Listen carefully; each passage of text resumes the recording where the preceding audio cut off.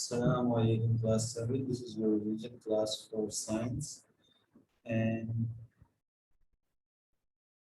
we have mentioned two chapters from the syllabus in this revision, and the first one is sound pollution. So, sorry, the sound waves. So, first of all, go through all the material we have done in the copy and also the previous lecture of sound wave. You have some MCQs here and circle the correct answers from the following choices. So these MCQs are taken from your book at page number 74, okay? So the first MCQ, what does the oscillation means? Okay, oscillation का मतलब क्या है?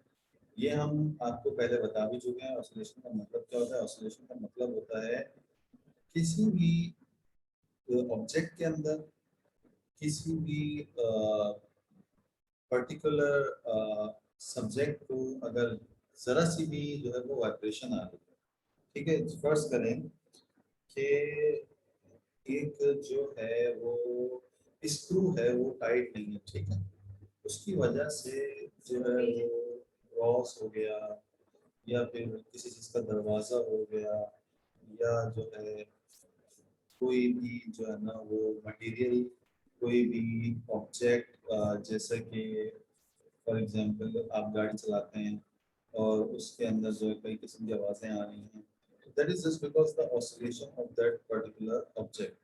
Vibration होती है particles की, उसको हम oscillation कहते हैं। Another MCQ, that is a compressional wave consists of.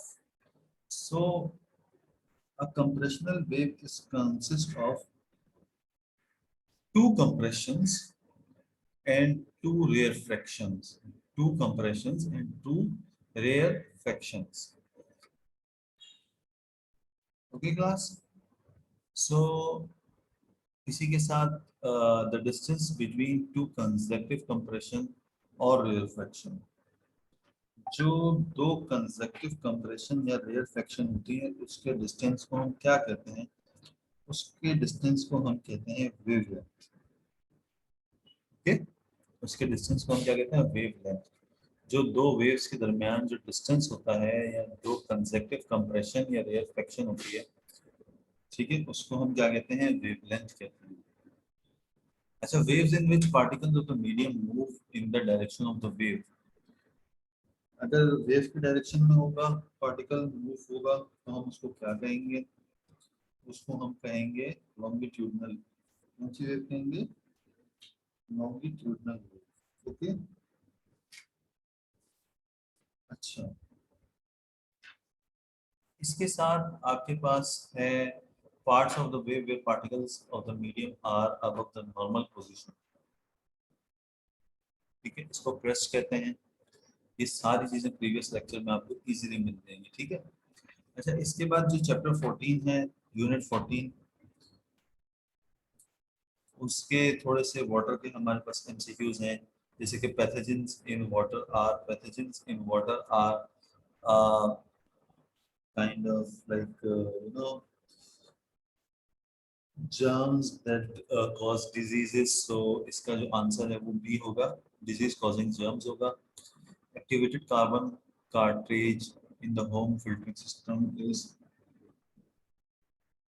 at the first position of the water inlet, and turbidity of dirty water is removed by ferric hydroxide. Okay class, इसके साथ आपके पास जो है वो पेज नंबर 143, 144 एंड 131 पे जो diagrams हैं, these are very important for the paper.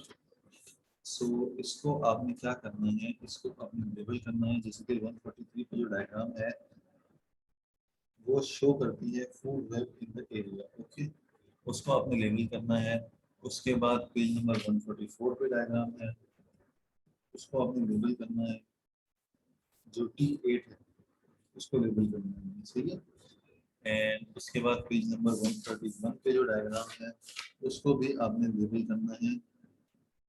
जो कि हमारे पास एक प्लांट की डायग्राम है। इसके बाद लॉन्गिट्यूडनल वेव्स क्या होती हैं, और क्रॉस पॉलिनेशन क्या होती है, एडिशन क्या होती है, डिस्टिलेशन क्या होती है। लॉन्गिट्यूडनल वेव्स क्या होती है क्लास?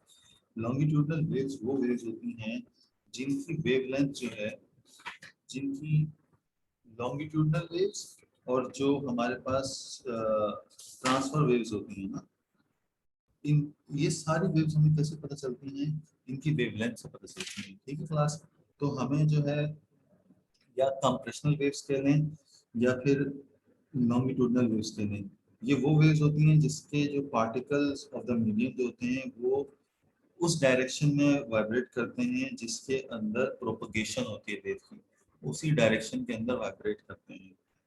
अच्छा, साउंड वेव्स जो होती हैं वो सारी की सारी कंप्रेशनल वेव्स होती हैं, जिसके हम लॉन्गिट्यूडनल वेव्स भी कह सकते हैं साउंड वेव्स को।